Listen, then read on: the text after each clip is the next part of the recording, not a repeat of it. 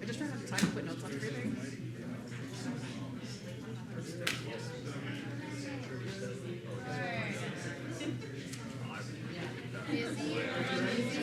Yeah, I'm a little busy. It's leadership, When I saw the lighting, yeah. Where's it at? Oh, it is? Yeah, I mean, Rob will make money It'll on be it. there for the whole day.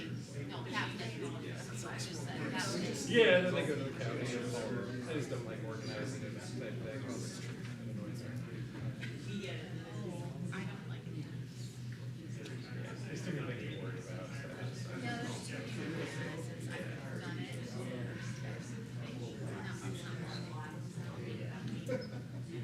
Cat wasn't eating, but she just started eating this afternoon. Maybe it's just stress. She said like some kind of bug or something. Like, she's a little bit out of it, but like still pretty coordinated and stuff. And this morning she was like more perky than last night. Last night she didn't eat at all. And she used her litter box in both ways this morning with the relief. So I was thinking, stop it. But yeah, so I don't know, but she's eating this afternoon. That is great. Animals not eat. Yeah, yeah, it's very scary. Yeah.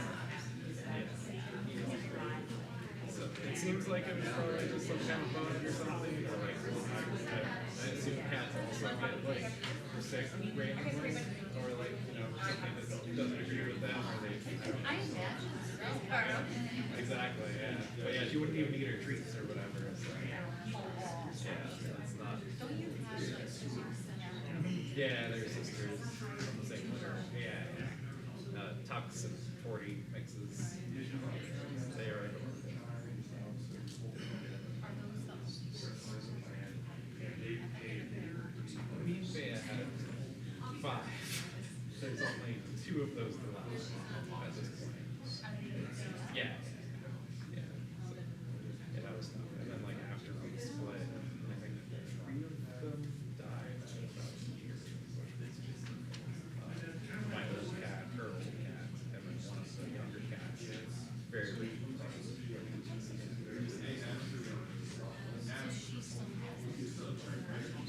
Okay.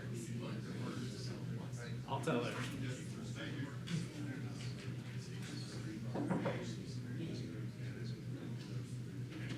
Turn the lights on.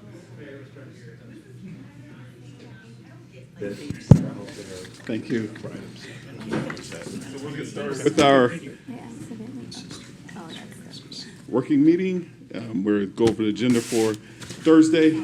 We have call to order, and I'll roll call. Pastor Greg Rolls will be here to deliver the invocation, prayer of pledge of allegiance by Vice Mayor Flowers, acceptance of agenda. Councilman Jackson will not be here, so Councilman Murray, Ken will take it. Is that okay with you, sir? Yes, sir. Excellent.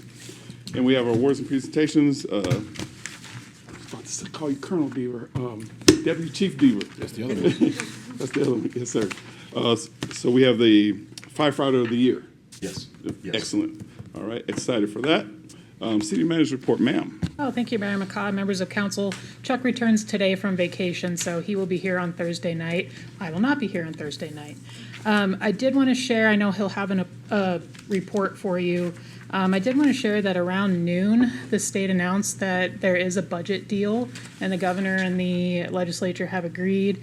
They did adopt full federal tax conformity, as we suspected. The staff had started preparing last week for that eventuality, went back and found the projection of additional lost revenue, and we're happy to report that we budgeted conservatively enough in terms of our revenue projections that we only needed to adjust the budget by $100,000. And so we will report on those changes next week when we do your formal budget presentations. Okay, And excellent. that's all today, Mr. Mayor. Thank you, ma'am. Any questions for the mayor? I mean, for the assistant city manager? All right, and we go to item number 2, consent agenda. Any questions, comments? Proceed on. We got our public hearing. Item number 3, resolution 2026-038. Staff report, Mr. McLaughlin, sir. Good afternoon, Mr. Mayor, members of council. I'll just start off by saying that it's not too often that a planning document gets a second chance, and Vista 2040 did, and I believe it's a much stronger plan because of it. I suspect everyone in the room knows Vista 2040 almost as much as I do, so rather than do a chapter-by-chapter review, I'd like to focus on what the plan is, how it was shaped, and why it matters. It's been a long road and a lot of work getting to this point. We appreciate the time and the effort that the council, the commissions, and the citizens have invested in helping shape the final document. Frankly, if this doesn't hit the target, I don't know where else to aim. The public hearing on Thursday marks the third and final hearing to fulfill statutory requirements. You've been provided with a copy of the meeting minutes and the signed resolution from the Planning and Zoning Commission, which serves as a written recommendation for approval, and that was done by unanimous vote. We've worked through the comments that we received on the 60-day draft, including those from the Environmental Stewardship Commission, who, as you know, came in late to this process due to quorum issues. The full set of comments, our responses, and the edits that were made to the final document are provided in the agenda backup for your review. At bottom, we think that Vista 2040 is a very sound, straightforward, well-vetted plan that lays out clearly what the city is pursuing. Expanding economic opportunity while enhancing quality of life and making sure that the essential qualities that define Sierra Vista remain intact. It remains consistent with established city policy direction rather than recommending any major shifts. The requested action on Thursday will be adopting the Vista 2040 general plan as the city's new general plan, subject to voter ratification in November. Throughout this process, we've seen some confusion on what a general plan is and isn't. You'll see that reflected in some of the comments. As a reminder, the general plan sets direction, but it does not build projects. It is not a construction plan. It is not a budget. It does not change zoning, and it does not approve development projects. And the major point that we'll be putting in big bold print on the voter pamphlet is that it does not raise taxes. Instead, it provides a framework that helps guide future decisions made by elected officials, staff, residents, and the development community. Again, every city and town in our state must maintain a general plan. We can either continue with a 10-year-old plan as our guiding document or move into the future. In 2023, the council restructured the commissions to better integrate their focus with the elements that make up the general plan. We've had a lot of volunteers on the commissions come and go since then, so there are a lot of fingerprints on the document. They spent many meetings working through the goals and policies in each of these areas and helping shape what you see in the final product. One of the biggest changes you'll notice is the format. We've moved to a single column layout with photos and graphics throughout. The document was produced in-house with support from our graphic designer and public affairs office with a focus on making it more user-friendly. We also divide the plan into 2 volumes. Volume 1 is the plan itself. That's where the goals, objectives, and policies live. That's the part that most people should focus on. Volume 1 is 70 pages, which is about the same length as your last council executive report. Volume 2 contains the supporting information, data analysis, community conditions, and the rationale behind the policy recommendations. Separating the 2 allows us to keep the plan concise while providing the information needed to support the long-range planning and meet statutory requirements.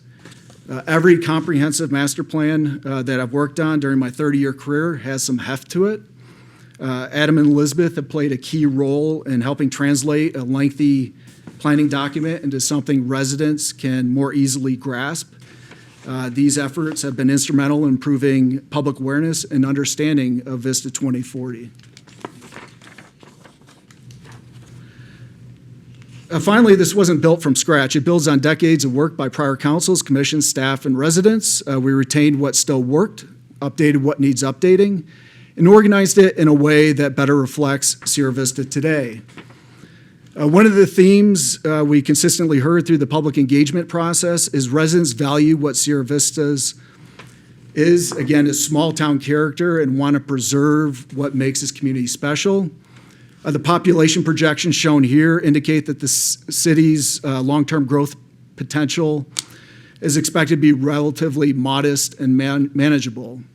According to state projections, Sierra Vista is expected to add approximately 2,000 residents between the last census and 2040. That's equivalent to about 42 new homes per year, to give you some perspective. It's also important to recognize that Sierra Vista's population and economic future are heavily influenced by Fort Huachuca.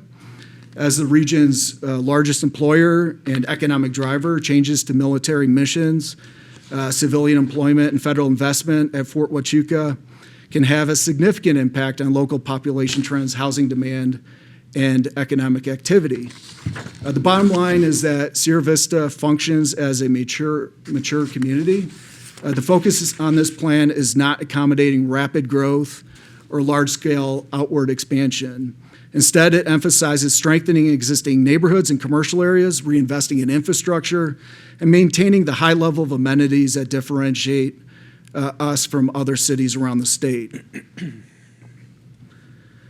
One thing we feel good about is this plan was not updated in isolation behind closed doors. There was substantial public involvement throughout the process. Our outreach included a wide range of in-person and online engagement, as shown on the screen. We've had over 11,000 interactions throughout this effort. The larger totals reflect all the engagement going back to the start of the process in 2023, while the breakdown on the right highlights the most recent input. The key takeaway is that a lot of people took the time to review materials, attend events, and share their feedback. When you step back and look at that feedback, the themes are pretty consistent and probably familiar to what you hear when you're out doing your meet and greets. People want to see that the roads and infrastructure are addressed first. Water is the top priority, of course. There's more interest in attainable housing options, more things to do, especially for families and younger residents, a stronger, more supportive business environment, and a clear message that we should take care of what we already have before expanding outward. We also heard pretty directly that people want to understand how this plan will actually be implemented. So there's an expectation that this leads to visible results, not just long-range vision. And that comes through the follow-on strategic plan processes that you run every 2 years. We also heard clearly that people want it to be easier to understand, so we focused on making it simpler and more accessible. I'll end on why this matters. It's more than just a statutory mandate. Vista 2040 matters because it shapes how decisions are made over time. It's the backdrop and basis for, again, your strategic planning exercises that you go through periodically. It helps answer questions on where growth should go, what we prioritize, and how we align that with infrastructure and public services. It also provides some level of predictability for residents, businesses, and our partners. It addresses how we support economic opportunity while preserving the qualities that people care about Sierra Vista remain intact. It's fundamentally about balance, okay? And so every place that people love did not happen by accident. It happened because prior generations took the time to think about the future and make forward-looking, rational, intentional decisions. And Vista 2040 carries on that tradition. We believe the document is ready for council consideration and voter ratification. I'd be glad to answer any questions you may have. And anything you want me to expound on Thursday's public hearing, we'd be glad to add into our presentation. So with that, Any questions, comments for, yes, sir? Just a comment. Thanks for reiterating that this will be a public hearing on Thursday, right, portion of the meeting. Then this document itself, I mean, I guess, like you mentioned here, the fiscal impact, like leading off with that is going to be the most important thing, I believe, where it says the adoption is not amend zoning, improve developments, increase taxes, appropriate funding, like we talked about. I'm glad you put that in there. It's a very important part of this document. Probably what everybody should see first somewhere, like you mentioned. And I do appreciate how you put all the comments, whether they were amended and warranted or not. That way people can go back and say, hey, my comment wasn't heard, or I didn't see my comment. I read through all of them. They're all in there, whether they're warranted or not. And if they were, you mentioned how they were introduced to the plan, or I like how they were like, it was, so like if you put the comment, it wasn't warranted, but it said that falls under this department, or that falls under this plan. So it was explained. I appreciate that explanation a lot, as I'm sure anybody who provided comments will a lot. So big thanks to all the commissions who provided that as well. So definitely a good product, and you know, I don't know how many. There's going to be a lot of propositions on the ballot, I think, this year again, but not as many as the previous one. So where this falls in the ballot will also be at the hands of how that falls. We have no control over that, but that'll definitely won't help us either. But I just the explanation of this and the education is the biggest part of this when it comes to between now and November, is explaining what this means on the ballot. And for one, we're legally required by the state to do this. It's not just the city, just here's what we're going to do. There's a lot of that. All the input that's been given, just like before, when it failed last time on the ballot, was all input from the community. So it's their community's own input that they're voting for, not voting against their own input, which I hope they wouldn't do. So that's all I had. Thank you, sir. Any other questions? Yes, ma'am. Thank you. Thank you. Thank you. Everybody's worked really hard on this, and I have all the faith in the world that Sierra Vista will approve it this time, because it is, even though I thought it was great last time, they did improve it. They made it more user friendly. I don't know whose idea it was to just simplify the pages, but it did feel simpler to like tackle it as you read through it. So maybe whoever's idea, good idea. Zach, our graphics designer, did a great That's what job it goes back laying to it say, out. Right. I think it was, last time it was a victim of rumors that we didn't have a chance to address because they were so late after ballots went out. One of those being that it would raise taxes, and we've been addressing that all year long. I think we started last year, and I think we have the backing of the public, and that they all know that it's going to be on the ballot, and they're looking forward to it. Based on what I'm getting back, everyone's looking forward to approve it this time. So I just wanted to thank everybody for their hard work. It looks really good.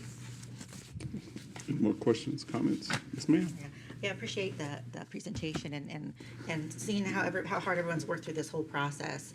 I feel like this plan, it's something that I feel like somebody can approach and not get overwhelmed. I really like some of the pictures of the city and things that are going on, and the graphics and stuff. I think that really helps when you're going through material to break that down. One of my favorite things in the first part is what we heard and how this plan responds section. I think that's really cool. And I think anybody, whether they're a new resident coming in or there's already somebody who's lived here for a while, I think that's a really cool thing to go in and see that and be like, oh, okay, cool. And you have all that stuff to back everything up. So I think that's really great. And yeah, thank everybody for all the work that they put into it. Because I know that at the events, people were really pushing to get feedback from people, and I think that's definitely hard work. So I appreciate everything. We got really good feedback at Westfest. People are pretty optimistic and positive about the community, and there was really no points of controversy throughout this process that we had to wrestle through.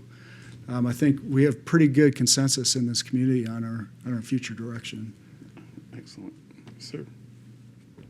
Hey, thank you, Mr. Mayor. Matt, last time, was there any controversy or pushback that you could read going into There the wasn't. election? Honestly, Just there kinda wasn't. surprised, right? Yeah, Yeah. it was caught off guard. But there, can I, because that's a really good question, and I think when you mentioned the positivity, the optimism, we also, like Councilmember Rodriguez said, the ballot was really long, there was some voter apathy, but also I think we were waiting on ADOT to address Route 90. We were getting emails about that every day, I think. People were just angry in general at the state of the state highway. And due to no fault of our own, we were getting the blame on that. I think everything was like anti-city at that time, because they just thought it was our fault. And I think now that things are better in a lot of ways, that's just the general feel, is that people are more supportive right now. There was no substantive issue, to So answer your question. Right. Moving forward, so you've done a great job. We had a great strategy in getting everything fixed. So do you have a strategy for pushing this into the election, or is that something that we have to do as the elected members in making sure the people, almost like a campaign, Yeah, to well, get it passed? we can't advocate past the approval date, Yeah. but we can inform. And we've been working internally on a voter information guide or pamphlet that is much simpler, more streamlined, and pertinent to the questions that people have on their minds when they consider a general plan vote.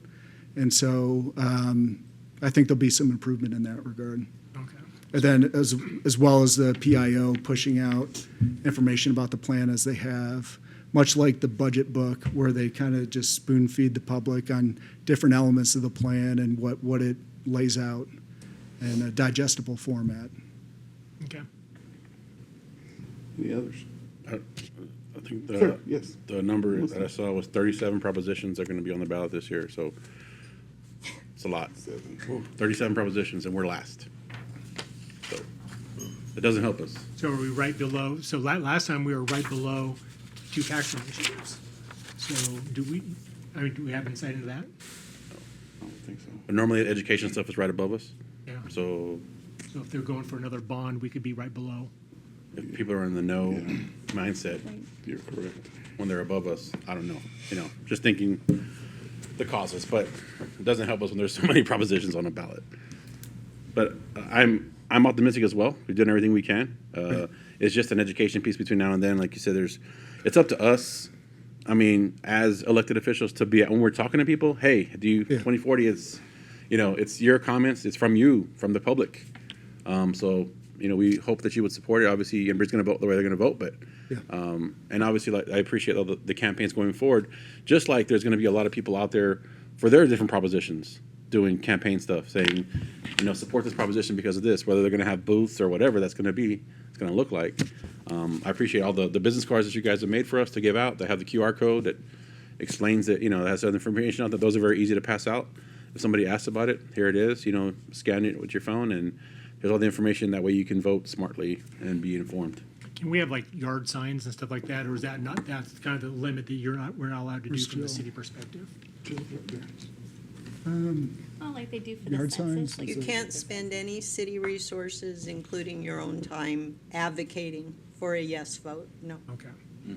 But only education-wise, we can't. Correct. You But put you- out the word, the information mouth. about the plan, but you Wow. can't advocate for a yes or a no. But if somebody asks you what your personal opinion is on it. You are a city council member who is paid by the city, and if your personal opinion is you should vote yes, then you are expending city resources. I don't think you get a personal opinion on this one.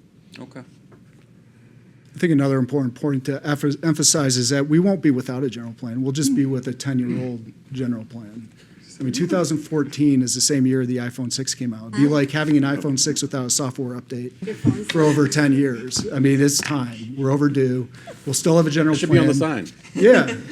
It's, The one, it's either we go with the old plan or we move forward into the future with 2040. So Councilman that's the Martin. alternative, really. Just one thing, as I've been engaging with the public a lot lately on my own petition drive, the only time when this comes up, the only real thing that they seem to ask is this going to inherently raise taxes?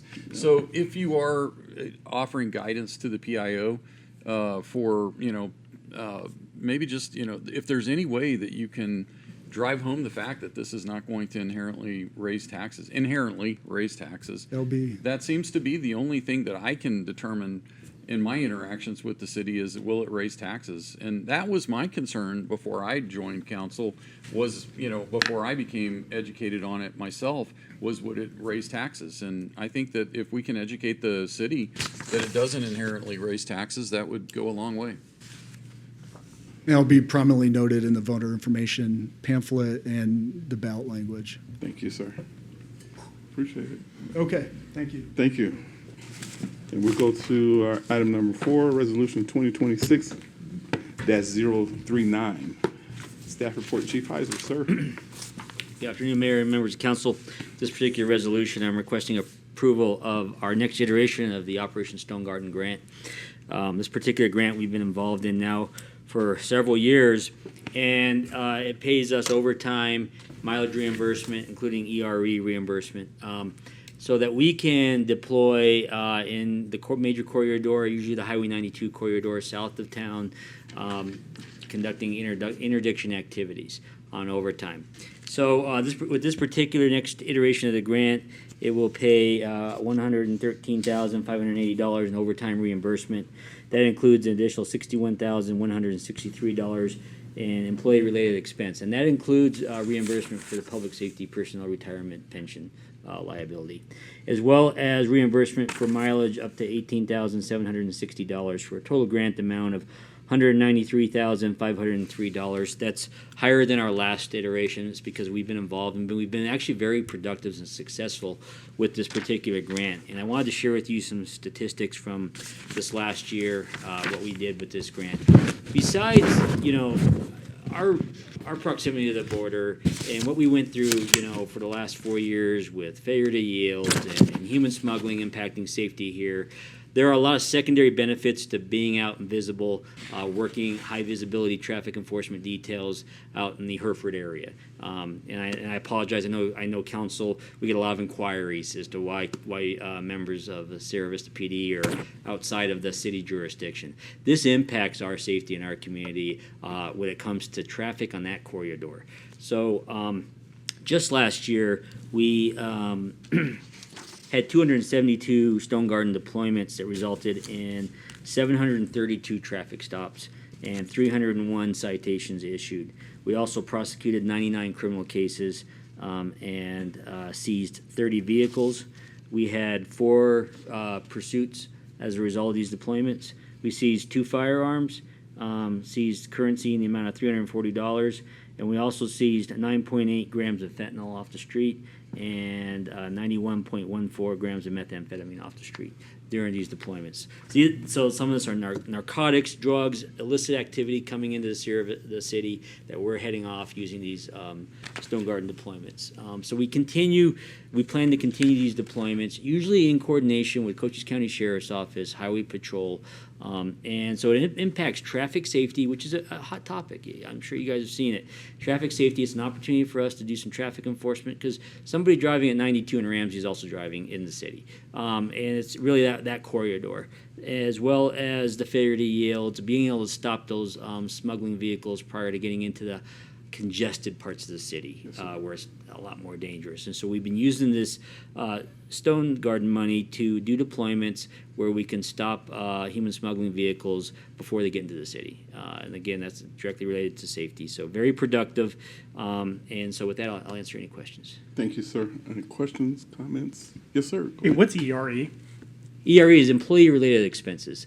So, okay. yeah, those are all the things that go to your salary, like your FICA, Social Security, and then benefits.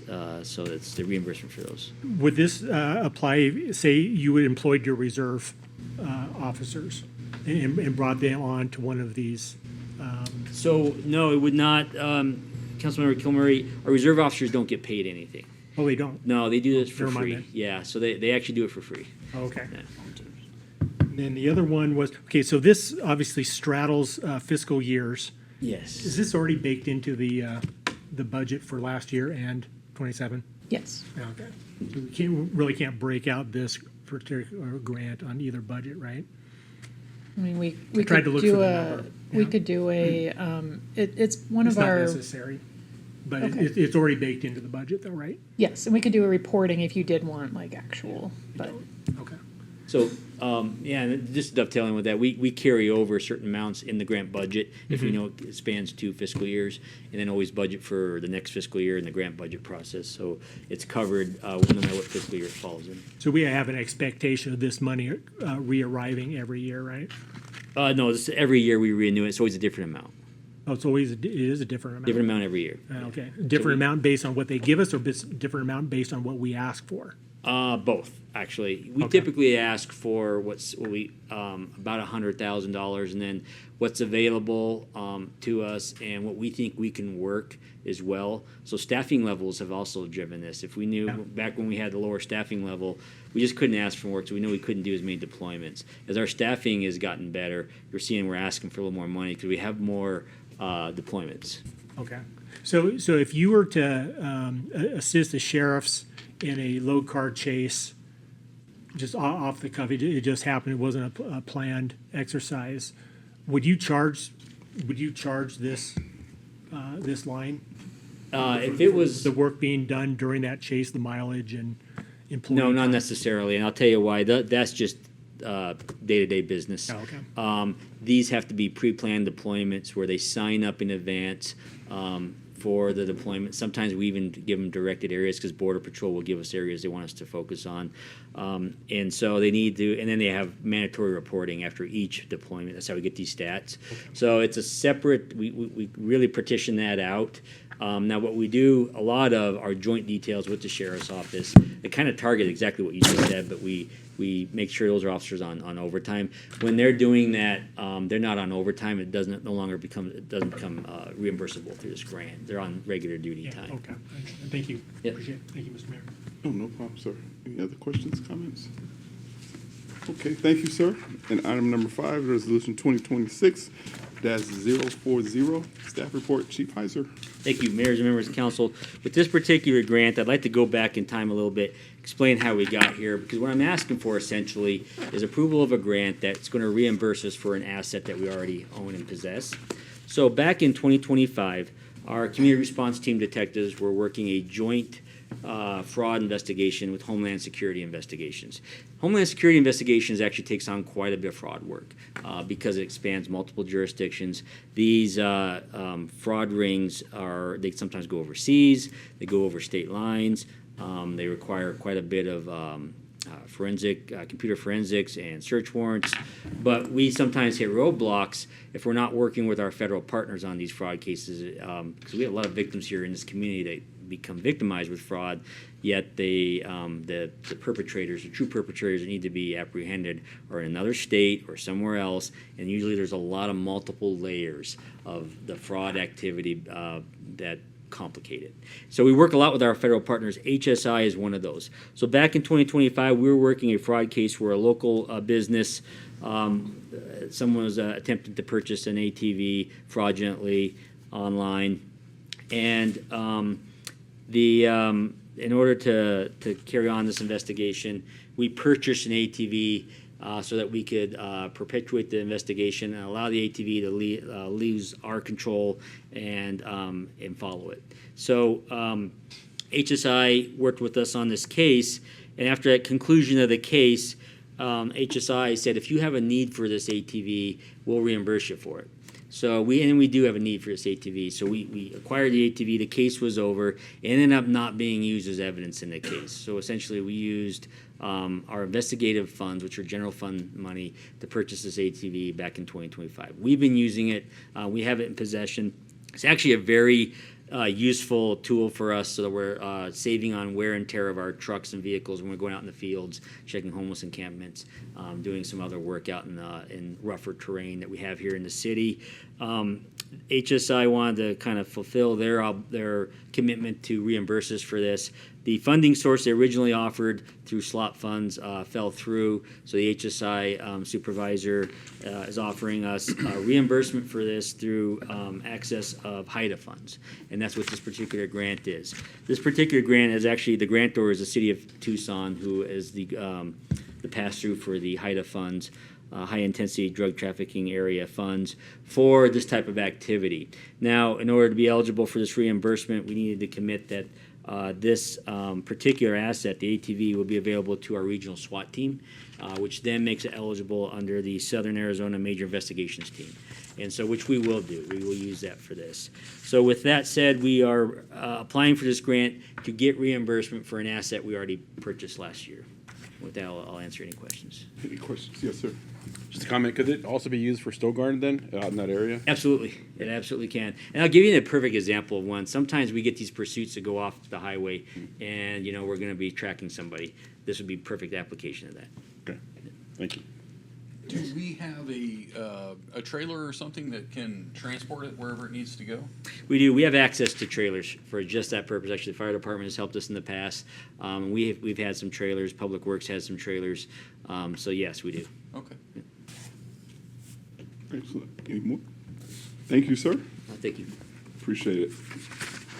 And we go to item number, resolution 2026-041, staff report.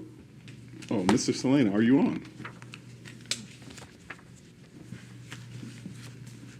There he is. Mr. Mayor, members of council, thank you for allowing me to appear remotely at your work session today on behalf of the Sierra Vista IDA. I plan to see you all on Thursday. The resolution before you today from the Sierra Vista IDA relates to a revenue bond for a charter school financing here in Arizona. The PLC charter schools have requested the issuance of education facility revenue refunding bonds in an amount not to exceed $15 million. The financing will use the bond proceeds to refund all or a portion of the prior PLC financing that was done in 2016, which actually refunded two prior financings for the acquisition and expansion of the facility. They are also going to use additional costs for improvements at the facility. The bonds will not have an investment grade, but will be publicly sold by Collier Securities only to qualified institutional buyers or accredited investors. As always, the bonds are not a pledge of the credit of the Sierra Vista IDA or the city, but instead they're the sole financial obligation of the can be no financial obligation for this by the city or the IDA for these bonds. Happy to answer any questions. Thank you, sir. Questions, comments? Yes, sir. Hey, Mr. Slanaya, one question. So I noticed this was originally held since 2016 in Pima. Why are these migrating north? Is there any particular reason that we're picking these up instead of the former IGAs? Or IDAs, I'm sorry. The Board of Supervisors in Pima County had determined that they were no longer going to issue charter school revenue bonds. That is part of the reason that you are seeing a number of them. Okay. Is there any particular, was it just a policy decision, a principal decision? Why did they decide that? The chair of the Pima County Board of Supervisors was also the president of the Tucson Unified School District. Yeah, I understand. Makes sense. And they're funding the competition, basically. Correct. Okay. And so that was a policy, so the answer to your question is it was a policy decision that was communicated to the PIMA IDA that the PIMA Board of Supervisors would not look kindly upon charter school revenue bonds, as opposed to other types of revenue bonds. All right, thank you. Thanks, Mr. Mayor. Good question. Thank you, sir. Any other questions, comments? Thank you, sir. We'll see you on Thursday. See you Thursday, thank you.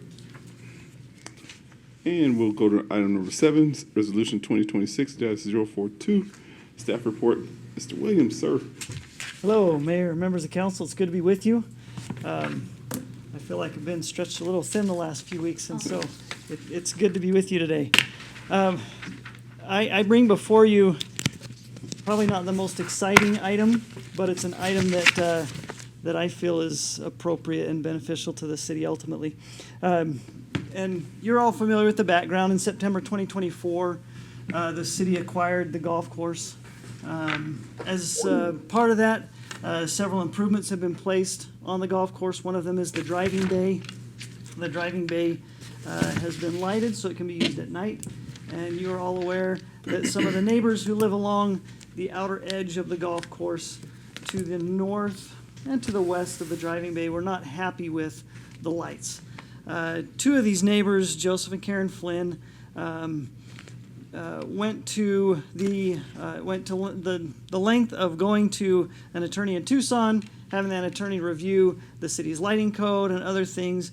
They sent a letter to the city saying, look, we think the lighting bays violate Sierra Vista City Lighting Code in these ways, and we're going to sue you if you don't fix it, right? And so as a result, and I think even before that, the city engaged Wright Engineering to do a light study to determine what needed to be done to shield the lights so the light trespass wouldn't impact neighbors. And over the last several months, we've been implementing the changes that Wright Engineering requested us to implement. In early this year, February of 26, the Flynns apparently were not happy with the speed at which the city was working, and so they filed a lawsuit against the city. In order for the city to, the lawsuit alleged the same things that were contained in the letter. And the Flynns reached out to the city a few weeks ago and said, hey, look, we're willing to settle our lawsuit against you if you will agree that you will incorporate the changes, implement the changes identified by Wright, if you will provide a written report to us, and if you will pay our attorney's fees up to this point. And that at that time it was about $7,000. I imagine they're a little bit more. The city went back and said, we're already in the process of implementing the changes. In fact, we're almost done. I think we're pretty much done now. So yeah, we can agree to that. We can agree to get Wright to provide a report, but we're not going to pay you all your attorney's fees. We had already begun making the changes before you sued us, so we're not going to pay you all your attorney's fees. And so our contract counsel went back to the Flynn's attorney, said, we're not going to pay your client's attorney's fees, you got to come down on that. So they came back and said $3,000. Weighing the pros and cons, it would cost the city far more than $3,000 to continue to litigate the case. We would pay our own contract counsel far more than that if we said, you know what, nope, we're going to reject the offer altogether. We want to fight this in court. And so, so when they came back and said $3,000, I said, you know what, that might be something the city can live with. It's far less than what we would have to pay if we had to litigate this. And so that's where this settlement agreement comes into play. Settling with the Flynns, getting rid of their lawsuit, implementing what's already been implemented anyway, reimbursing them a little bit of money for their attorney's fees, and having the lawsuit dismissed against us. I know this is not something that we like to do. We don't like to pay people, especially when it's viewed as more of a nuisance suit than anything. We don't like to pay people when they probably were a thorn in our side for quite a while. But there are 3 points I'd like to make with regard to settlements. And Laura will, she'll probably smile. We've been through these things before. But settlements offer three benefits to the city that really you can't really put a price on. One is clarity. A settlement in a case like this provides clarity as to the relationship between the two parties. Even though we disagree with the Flynn's position, this provides clarity. Everybody knows, okay, this is where things are today. Second, it provides certainty. If we were to take the case through the court system, it's uncertain how a judge or a jury would rule. And so by settling with the Flynn's, we have a certain outcome that we are somewhat in control of, rather than putting in the hands of the judge or jury. And then finally, it provides finality. We are finished. We no longer have to deal with, in this case, people that may be viewed as difficult on occasion. So those three things, clarity, certainty, and finality, are what settlement agreements often provide. I had a senior attorney many years ago say, you know, Nathan, settlements are kind of like kissing your sister. They're not very satisfying, but you still get a kiss, right? So anyway, so that's what we. So those three things, from my perspective, are key: clarity, certainty, and finality. This case is over, and we don't have to deal with it again. We don't have to revisit it again.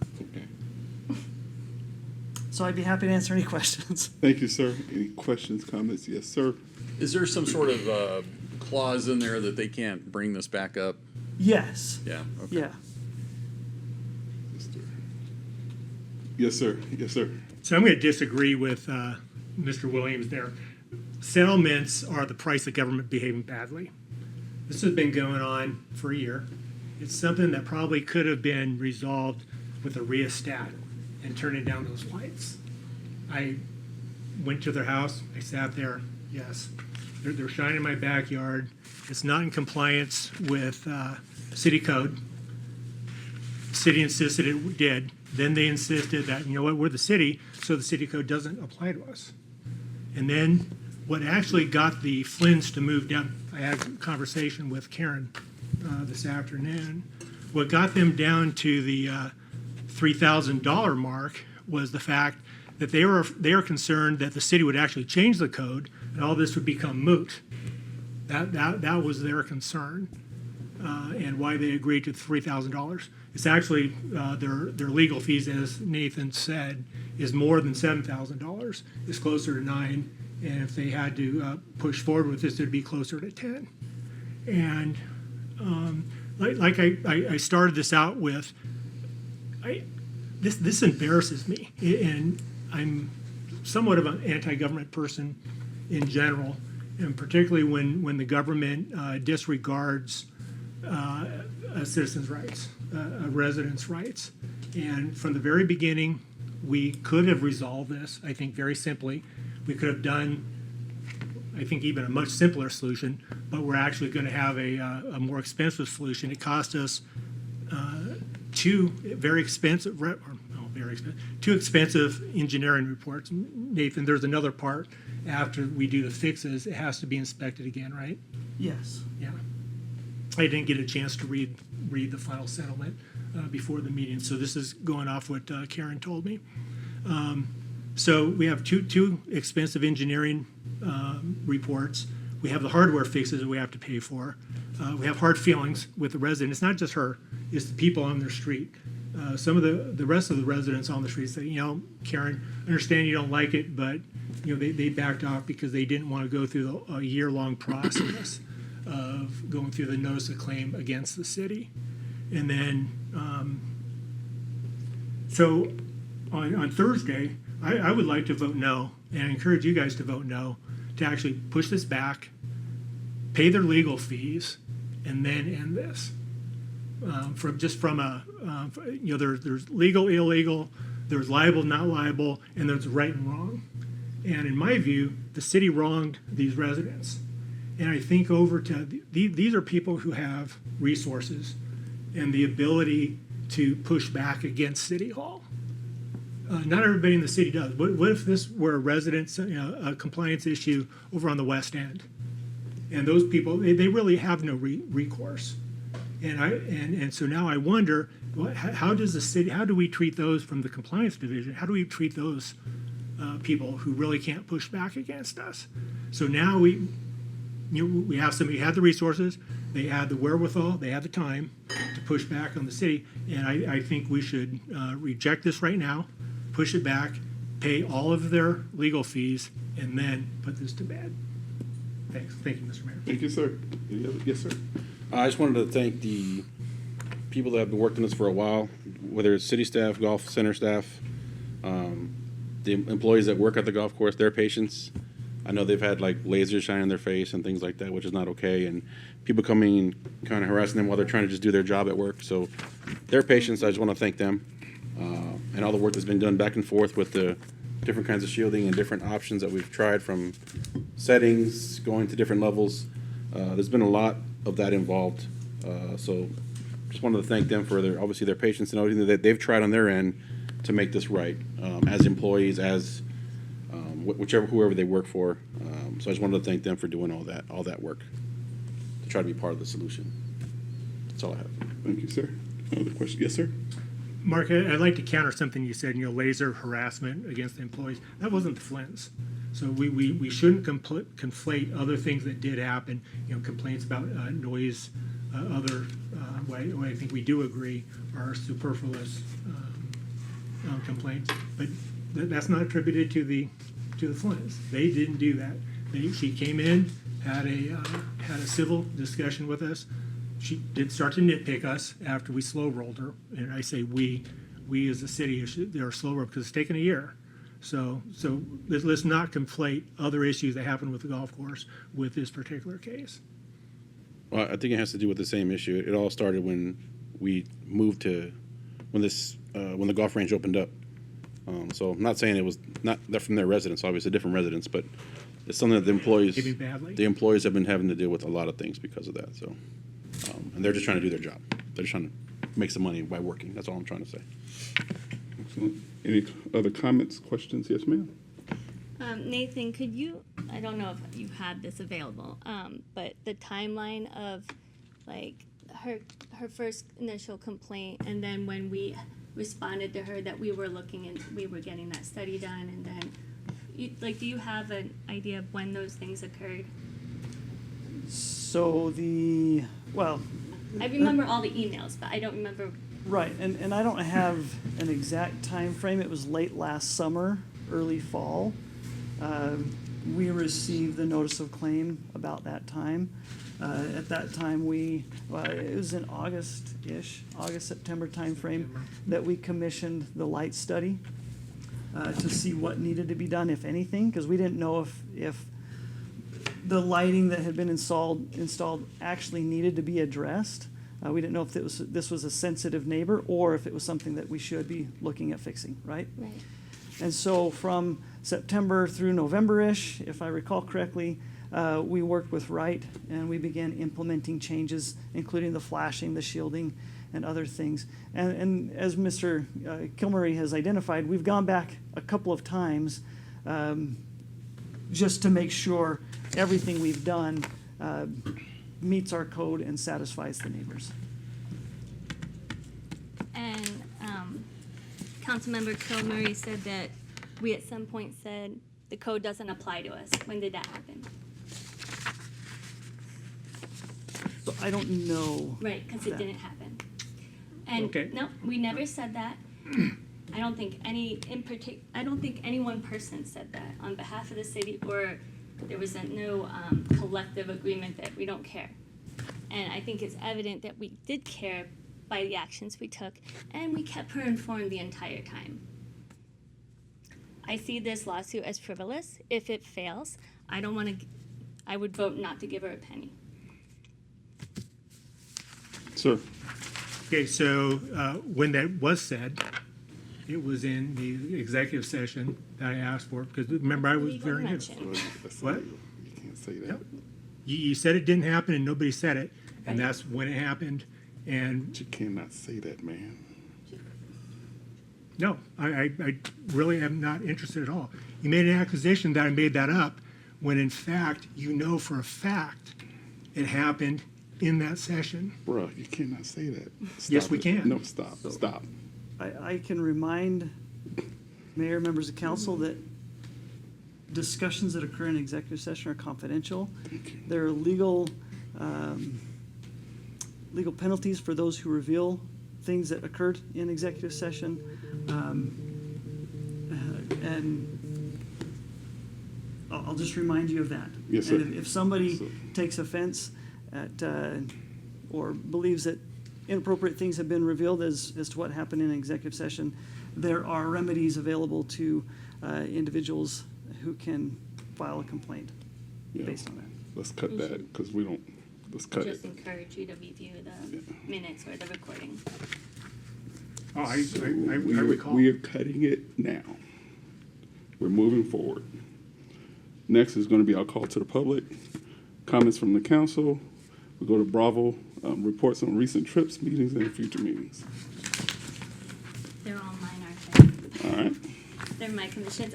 Yesterday, the neighborhood commission met and we went over the neighborhood, what are we calling the?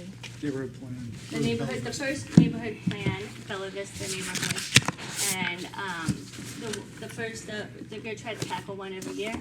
And, it was received with, I think, well received, lots of, great input from the neighbors. And, the commission will decide which neighborhood is next to, tackle next year for a plan. And, I think they narrowed it down to two, Carmichael or PDS. Thank you, Matt. PDS. And then I also had an Industrial Development Authority meeting. They did reschedule their annual meeting to the 18th. So that's coming up, and then I'll be able to give feedback on that. And we have an Arts, Humanities, and Cultural Diversity Commission meeting on the 10th at 4:30 at Oscar Urine Community Center. And that's it. Excellent. Reports on, council requests. I think we go with council Not a requests. request, just I guess, information since it's happening tonight, and then the Cochise Western Model Railroad Association, right? They've come to ask us for On the- funds before, right? And they were denied that year. Went out and just checked out how they're doing. Now we have monsoon season coming up, so I would love everybody the opportunity to go there. Just check it out for yourself. Go to that building and see what they've done, the work they've done on their own. They're meeting tonight at 7, and they're also meeting they meet the second Tuesday of the month. So the next meeting is July 14th, 7 p.m., where all their members will be there. You can see the trains, you can see the room, kind of like where they're at. So just, if you've never been over there, that is still, I think it's still part of the West End. I think it should be incorporated into our projects moving forward. It's right there. So just see kind of what they're dealing with and the work they've done on their own. I'd recommend everybody go by there and just check them out, talk to them, say hello, and see what their needs are, because they are definitely part of our community, and I don't want them to feel like they're forgotten out there on the other side of the nice building. And we'll go with future discussion. Ma'am? Thank you, Mayor McCaw. Just a reminder that you have your special budget work session scheduled next Tuesday, June 16th at 3 p.m. here in council chambers, and June 17th if we need it. I am tracking nothing for the following work session, so we'll give you maybe a little bit of a break there. And then on July 7th, you have Endeavors scheduled to come in and make a presentation. The city is working on an IGA with them for no-cost support and programming for first responders and their families. And that's it so far, Mr. Mayor. Excellent. We will see you on Thursday.